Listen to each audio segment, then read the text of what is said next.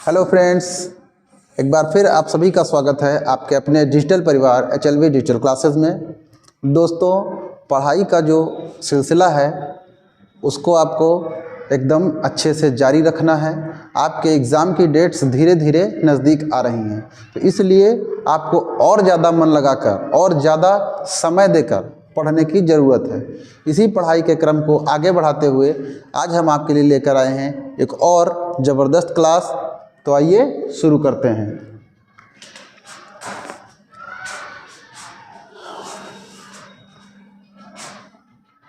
देखिए, आपका जो आज पहला सवाल है वो है एक मोटर बोट जिसकी स्थिर जल में चाल 18 किलोमीटर प्रति घंटा है, 24 किलोमीटर धारा के प्रतिकूल जाने में तथा वही दूरी धारा के अनुकूल वापस आने की अपेक्षा 1 घंटा अधिक समय लेती है।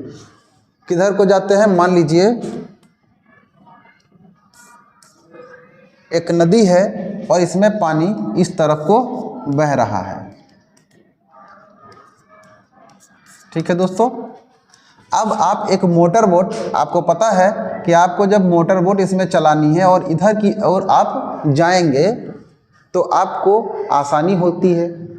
जितनी स्पीड आपकी मोटर बोट की होती है उससे कहीं ज़्यादा तेज आप इसमें इस दिशा में चल पाते हैं। लेकिन वही चीज़ अगर आपको इस धारा के विपरीत आना हो, वापस उल्टा लौटना हो, तब आप जो स्पीड होगी उससे आप धीरे ही वापस आ पाते हैं। इसका कारण क्या होता है?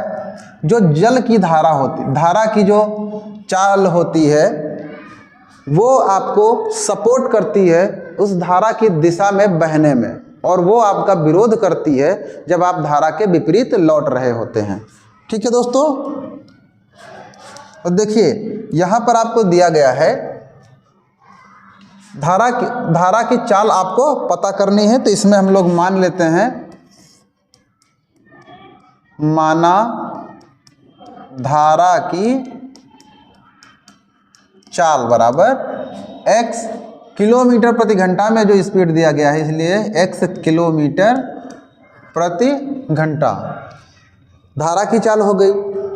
और स्थिर जल में बोट की चाल ये आपको दिया है। स्थिर जल में बोट की चाल, स्थिर जल में जो बोट की चाल है वो कितना है? 18 किलोमीटर पर आवर। ठीक है, तो अभी आप जाने कि जब हम लोग धारा की दिशा में गति कर रहे होंगे तो जो धारा की चाल है वह चाल बोट की चाल में ऐड होती है। तो धारा की दिशा में बोट की चाल क्या हो जाएगी? धारा के सापेक्ष, सापेक्ष माने धारा की दिशा में, धारा के सापेक्ष बोट की चाल, धारा के सापेक्ष बोट की चाल। बोट की चाल क्या है? 18 है, और धारा की चाल कितनी है? x है। 18 plus x kilometre per hour. यहाँ पर एक बात और आपको ध्यान रखना है कि सदैव जो धारा की चाल है वह आपकी चाल में, यानी नाव की चाल आप तैर रहे होंगे, आपकी चाल में आप बोट चला रहे हैं, बोट की चाल में, ठीक है, इन सभी में धारा की चाल जुड़ती है और वापस जब हम लौटते हैं तो धारा की चाल ही घटती है। ठीक है, तो धारा के सापेक्ष जो बोट की चाल हुई वो 18 प्लस x हुई। इसको आप x प्लस 18 भी लिख सकते हैं, लेकिन धारा के विपरीत जो बोट की चाल होगी वह 18 माइनस x होगी, 18 minus x kilometre per hour. ठीक है दोस्तों, यहां पर आपको ध्यान देना है कि x माइनस 18 आपको नहीं करना है, वरना आपका सवाल फिर गलत हो जाएगा। दूरी कितना है? दूरी है 24 किलोमीटर, दूरी बराबर 24 किलोमीटर। देखिए यहाँ लिखा हुआ है 24 किलोमीटर धारा के प्रतिकूल यानी विपरीत जाने में तथा वही दूरी धारा के अनुकूल वापस आने में, यानी 24 किलोमीटर धारा के सापेक्ष जाना है और फिर 24 किलोमीटर धारा के विपरीत वापस आना है। ऐसी कंडीशन में 1 घंटे का समय ज़्यादा लगता है। कब ज़्यादा लगता है? जब हम धारा के विपरीत आ रहे होते हैं। ठीक है, दूरी आपको 24 किलोमीटर दिया है, तो धारा के सापेक्ष 24 किलोमीटर की दूरी तय करने में लगा समय। धारा के सापेक्ष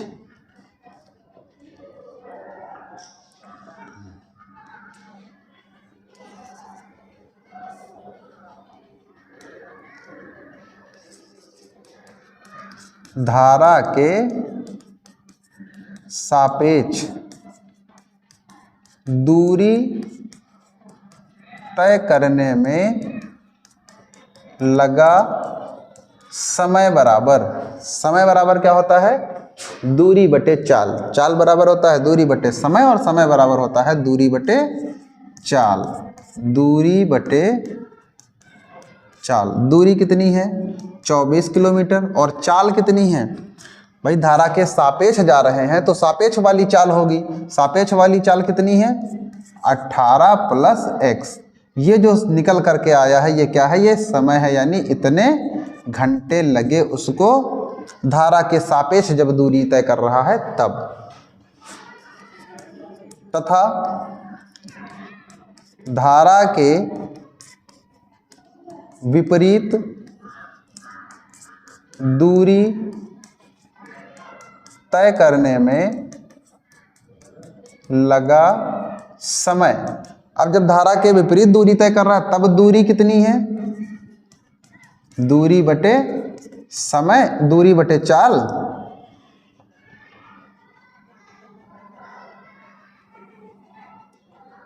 दूरी बटे चाल, और दूरी कितनी है? 24 किलोमीटर, और चाल कितनी है? जब विपरीत आ रहा है तो विपरीत वाली चाल आपकी है 18 माइनस एक्स। 18 माइनस एक्स, ये जो आया है इतने घंटे का समय लगता है उसको विपरीत आने में। ठीक है, अब आपको यहाँ पर कंडीशन बताया गया है कि वापस आने की अपेक्षा 1 घंटा समय अधिक ले रही है। ये समय कितना है? ये कौन सा समय है? जब आप धारा के साथ जा रहे थे तो ये वाला समय है, और जब ये धारा के विपरीत आ रहे थे तब ये वाला समय है। इतना समय लगता है, तो कौन सा समय ज़्यादा होगा? प्रश्नानुसार एक तरफ समय है आपका 24/18 प्लस एक्स, और एक तरफ है 24/18 माइनस एक्स। कौन सा समय ज़्यादा है और कितना ज़्यादा है आपको ये पता है। जब हम लोग सापेक्ष जाएंगे तो उसमें हमको समय कम लगेगा, और जब विपरीत आ रहे होंगे तो उसमें समय ज़्यादा लगेगा। ये विपरीत वाला समय है और ये 1 घंटा समय ज़्यादा है। जब ये ज़्यादा है तो इसमें से हम लोग 1 घंटे का समय निकाल देते हैं। अब ये बराबर हो गया। ठीक है, इसको आप इधर ले लीजिए, यानी कि 24/18 प्लस एक्स और माइनस 24/18 माइनस एक्स बराबर में बचा -1। इधर एलसीएम आप ले लिए कितना? 18 प्लस एक्स और 18 माइनस एक्स। इसका गुणा होगा 18 माइनस एक्स से, तो 24 का 18 से गुणा करिए या 18 का 24 से करिए। ठीक है, 18 दूना 36, 18 तेरह 54, 18 चौको 72, 72 का 2 हासिल कितना आया? 7। 18 का 18, 18 दूना 36, 36 में आप 7 जोड़ दिए, 4 3 7 43। ठीक है, फिर प्लस माइनस माइनस हो गया। फिर 24 का x से जब गुणा करेंगे तो हो जाएगा 24x। फिर 18 का 24 से माइनस लगा है तो माइनस हो जाएगा। 18 का जब 24 से गुणा करेंगे तो 432, और माइनस प्लस माइनस में हो जाएगा 24x। 24x बराबर में -1। 432 ऊपर प्लस का है, 432 माइनस का है, ये कैंसिल हो जाएगा। 24x मिल करके माइनस में ही रहेगा। 24 24 48x, और नीचे a प्लस बी और a माइनस बी वाला फार्मूला बन रहा है। तो 18 का स्क्वायर माइनस x का स्क्वायर बराबर में माइनस का 1। ठीक है, -48 और बटे 18 का स्क्वायर, तो 18 गुणे 18 कितना होता है? 18 गुणे 18 आप गुणा करा सकते हैं। 8 28 64, 64 का 4 हासिल 6, 8 1 8 6 14 और 18, 4 8 4 12 का 2 हासिल आया 1 1 2 3, कितना हो गया? 324।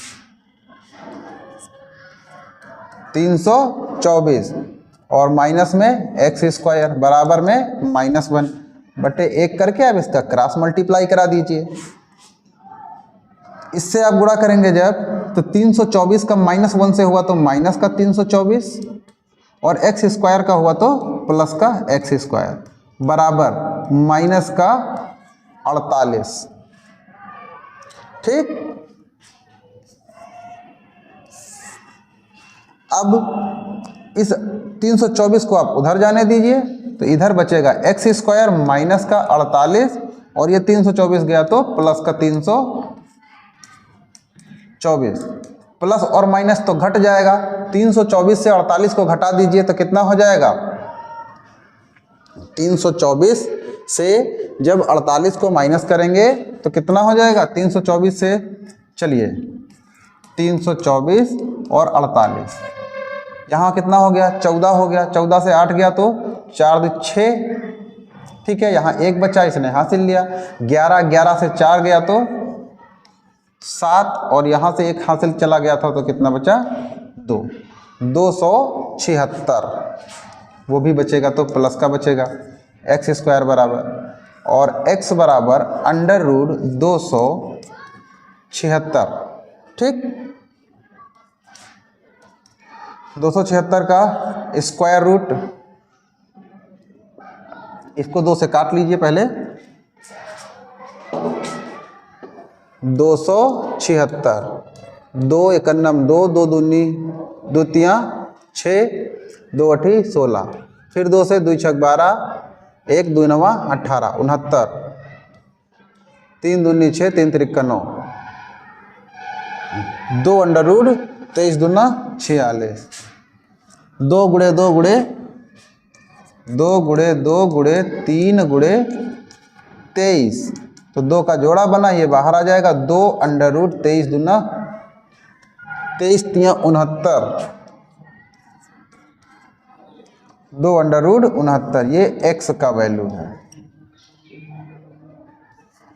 और आपसे पूछा जा रहा था धारा की चाल और धारा की चाल आपने x माना था। ठीक, तो इतने किलोमीटर पर आवर। अब √69 का यहाँ आपको वैल्यू रखना होगा। ठीक है दोस्तों,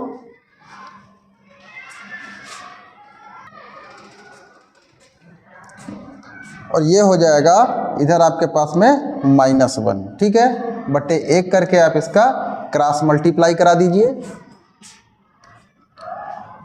ये कितना हो जाएगा 324 का -1 से होगा तो माइनस का 324 माइनस का इससे होगा एक्स स्क्वायर का तो minus minus plus x square बराबर में माइनस का 48x।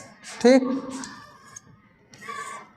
अब देखिए एक्स स्क्वायर इधर है, ये 48x इधर जब लाएंगे तो प्लस का 48x और माइनस में 324 बराबर में 0 हो गया।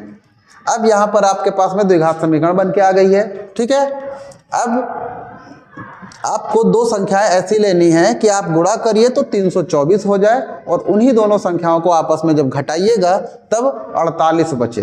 ठीक है, तो ऐसी संख्याएं आपको ढूंढना है कौन कौन सी हैं। आप इसका देखिए 324 का गुणनखंड कराकर भी फैक्टर कराकर भी पता कर सकते हैं। ठीक, या फिर आप मेरे हिसाब से पता करिए। देखिए क्या होता है 324 गुणा करके होना है। ठीक है, तो जब आप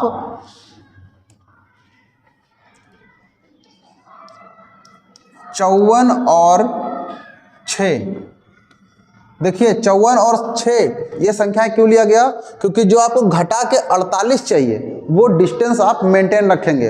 अगर आप 52 के साथ लेना है तो 52 और 4, 52 से क्योंकि 4 को घटाएंगे तो 48 बच जाएगा, तो ऐसी संख्याओं को लेना है। लेकिन 52 को इसलिए नहीं लिया गया क्योंकि 50 चौको 4 बार ही गुणा करना है, 50 चौको 200 ही तक हम पहुँचेंगे और 324 हमें जाना है। तो एक बार प्रयास करते हैं इसका 6 चौको 24 का 4 हासिल 2 6 पंचे 30 2 32 324। देखिए कंप्लीट हो गया।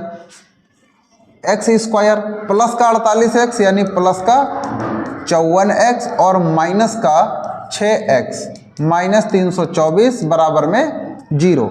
इसमें आप कॉमन ले लीजिए x, x प्लस 54, यहाँ से क्या बचेगा, माइनस का हम लोग 6 कॉमन ले सकते हैं, तो माइनस माइनस प्लस यानी x बचा, माइनस माइनस प्लस यानी कि ये 54 बचा, बराबर में 0। ये 54 कैसे, 6 पंचे 30, 2 बचा 24 हो गया, और 6 चौको 24, ठीक। x प्लस 54 अब फिर कॉमन है, x प्लस 54, दूसरे ब्रैकेट में x माइनस 6 बराबर में 0।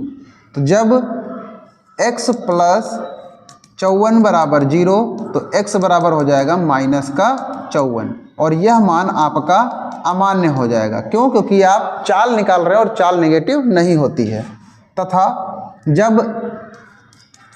जब x माइनस 6 बराबर 0, तब x बराबर कितना हो जाएगा, 6, x बराबर 6, ठीक है। और x को आपने क्या माना था, धारा की चाल, अतः आपकी जो धारा की चाल होगी वह क्या होगी,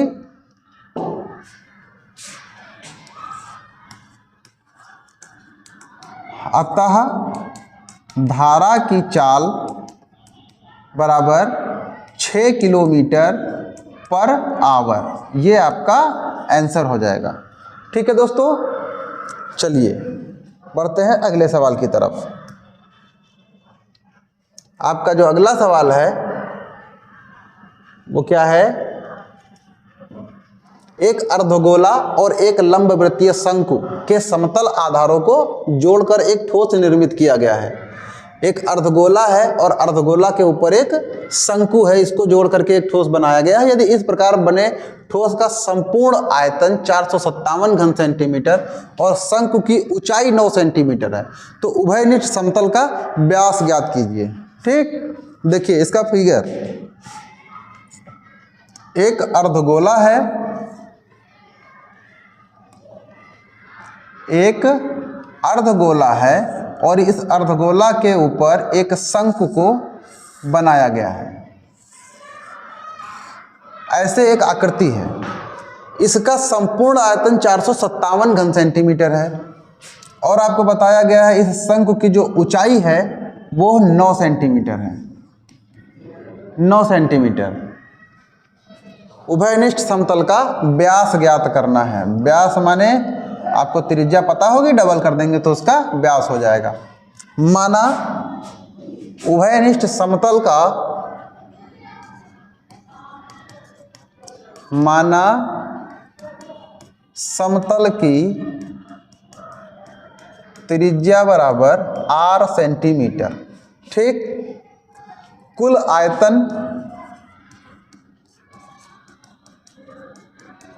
आयतन बराबर 457 घन सेंटीमीटर। ठीक, प्रश्नानुसार अब सीधे आप यहाँ पर लिखेंगे प्रश्नानुसार। प्रश्न ने क्या कहा है कि अर्धगोले का आयतन और शंकु का आयतन दोनों का 457 है। ठीक, तो अर्धगोले का आयतन, अर्धगोले का आयतन प्लस शंकु का आयतन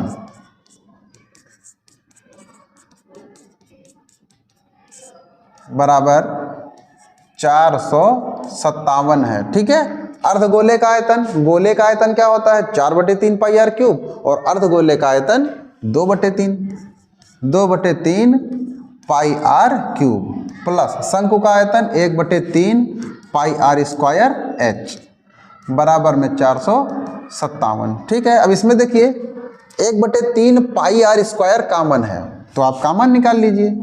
1/3 पाई आर स्क्वायर कॉमन हो गया, तो यहाँ से कितना बचा, 2r बचा,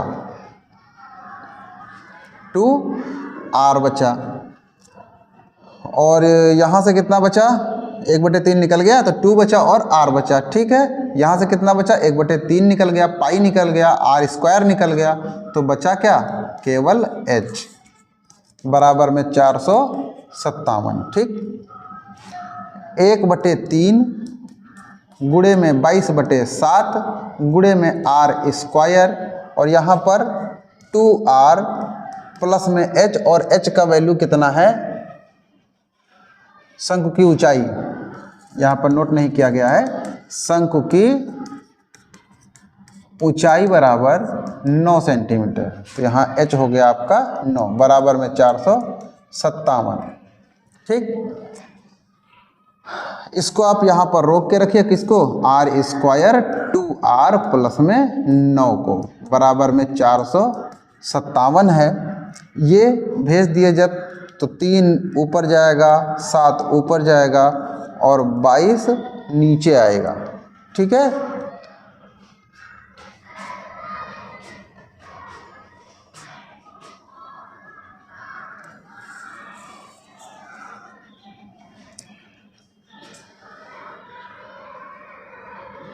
अब इसको आप काटने का प्रयास करिए। क्या कटने वाला है ये?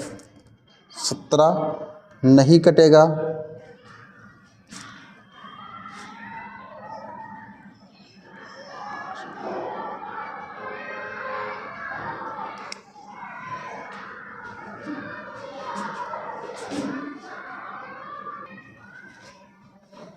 देखिए ये 22 से कुछ इसमें कटने लायक नहीं है, तो इसका मतलब कहीं ना कहीं इस सवाल में कुछ गलत है। ये गलत क्या है दोस्तों? ये 45 457 नहीं है, ये है 45 पाई। ये क्या है? 45 पाई है। तो जहाँ 45 है 457, वहाँ पर हम लोग क्या करेंगे? 45 पाई लिखेंगे। ठीक है, तो ये 7/22 और ये पाई कैंसिल हो जाएगा। 45 तियाँ गुणा हो जाएगा तो कितना हो जाएगा? 45 तियाँ 135। और इधर इसका आप गुणा करा दीजिए तो कितना हो जाएगा? 2r³ प्लस में 9r²। ठीक है, अब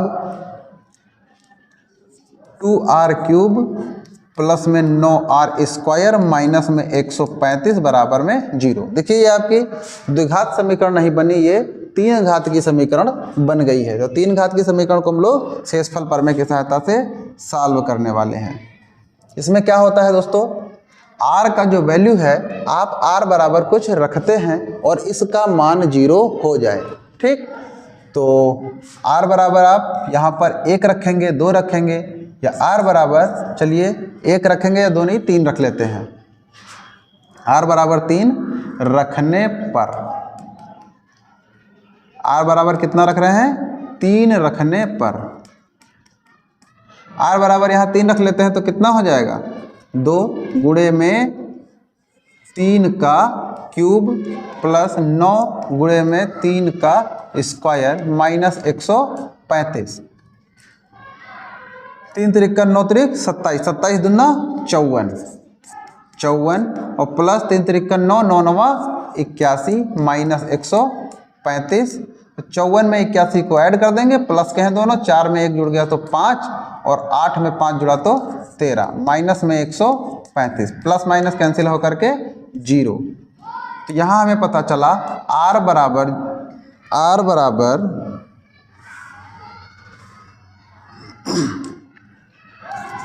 बराबर 3 रखने पर व्यंजक का मान 0 हो जाता है, 0 हो जाता है। इसलिए r-3, ये 3 इधर को ले लेंगे जब तो r-3 इसका एक गुणनखंड है, इसका एक गुणनखंड है। अब इसको सॉल्व करने के लिए r-3, देखिए यहाँ पर आपको पता चला कि r बराबर 3 जो है इसका एक गुणनखंड है, तो r को पता चल गया कि r बराबर 3। r क्या है? रेडियस है, त्रिज्या है, और त्रिज्या, और हमको पता क्या करना है? व्यास पता करना है। तो r-3 यानी r बराबर कितना था? 3। अतः d बराबर क्या होता है? 2r होता है। तो d बराबर 2 गुणे में r का वैल्यू कितना है? 3 है, तो 3 दूनी 6, d बराबर 6, और ये आपका आंसर हो जाएगा। ठीक है दोस्तों, देखिए इसको आप सॉल्व भी कर सकते हैं, लेकिन उसका वैल्यू, जो r का वैल्यू है वो 3 ही आएगा। ठीक, चलते हैं अगले सवाल की ओर।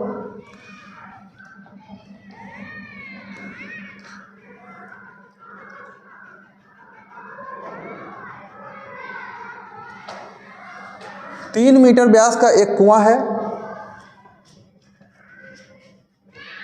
3 मीटर व्यास का एक कुआं 14 मीटर की गहराई तक खोदा जाता है। इससे निकली हुई मिट्टी को कुएं के चारों ओर 4 मीटर चौड़ी एक वृत्ताकार वलय बनाते हुए समान रूप से फैलाकर बांध बनाया जाता है। इस बांध की ऊंचाई को आपको ज्ञात करना है। तो दोस्तों देखिए, ये सवाल पिछली क्लासों में बताया जा चुका है, तो इस सवाल का सॉल्यूशन देखने के लिए आप मेरे पिछले वीडियो को देख लीजिएगा, जिसका लिंक डिस्क्रिप्शन में दे दिया जाएगा। ठीक है, बढ़ते हैं अगले सवाल की ओर।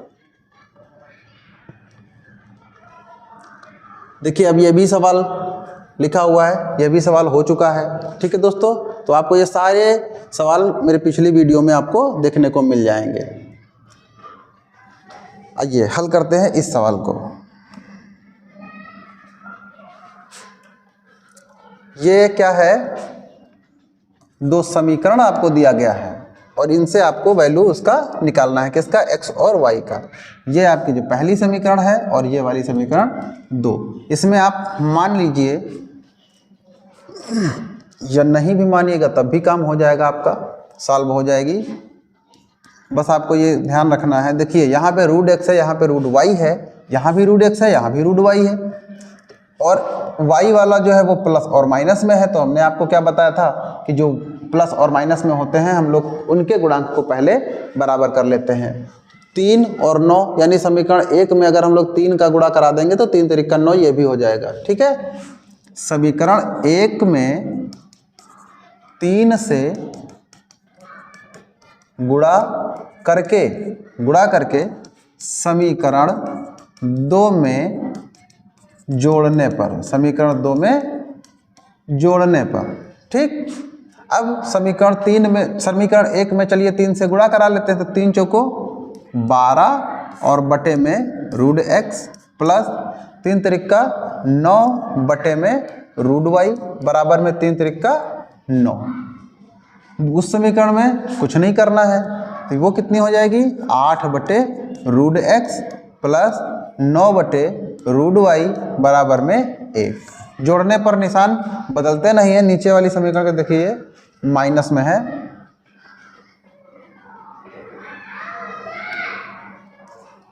तो ये 9 बटे रूट y आपस में कैंसिल हो जाएगा। रूट x बराबर एलसीएम है, तो 12 8 20 बटे रूट x और बराबर में 9 में 1 जुड़ गया तो 10 हो गया। ठीक, बटे 1 करके आप इसको क्रॉस मल्टीप्लाई करा लीजिए, तो ये हो गया 10 रूट x बराबर में 20, या रूट x बराबर 20 बटे 10। 0 से 0 कैंसिल हो गया, रूट x बराबर हो गया कितना, 2 हो गया। ठीक है, दोनों पक्षों में आप वर्ग करा दीजिए। दोनों पक्षों में वर्ग करने पर देखिए, आपको रूट x का वैल्यू नहीं पता करना है, आपको x का मान निकालना है। तो जब वर्ग कराएंगे तब आप जानते हैं रूट x का वर्ग और बराबर में 2 का वर्ग। रूट x का वर्ग हुआ तो इस रूट से 2 कैंसिल हो गया, इधर बचा x और बराबर में 2 का स्क्वायर हो गया 4। समीकरण, किसी भी समीकरण में आप इसे x का मान रख दीजिए। समीकरण 1 में x का मान रखने पर, समीकरण 1 में x का जब मान रखेंगे तो 4 बटे x का 4 बटे रूट है और x का मान कितना है, 4 है, प्लस 3 बटे रूट y बराबर में 3। ये 4 रूट में है तो ये निकल करके बाहर आएगा तो हो जाएगा 2, प्लस में 3 बटे रूट में y बराबर में 3, 2 एकन्नम 2, 2 दूना 4, और ये 2 जो है आप उधर भेज दीजिए, तो 3 बटे रूट y बराबर में 3 माइनस में 2।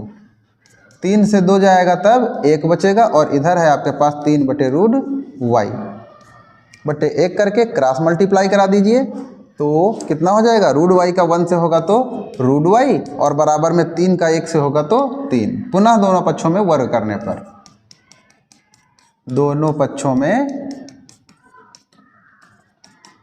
वर्ग करने पर, दोनों पक्षों में जब वर्ग करेंगे तो इधर वर्ग, इसका वर्ग होगा तो y हो जाएगा और 3 का वर्ग होगा तब 9 हो जाएगा। इस प्रकार अतः x बराबर में कितना आया है, x बराबर हो गया है 4 और y बराबर कितना आया है, 9। ये आपका आंसर हो जाएगा। ठीक है दोस्तों,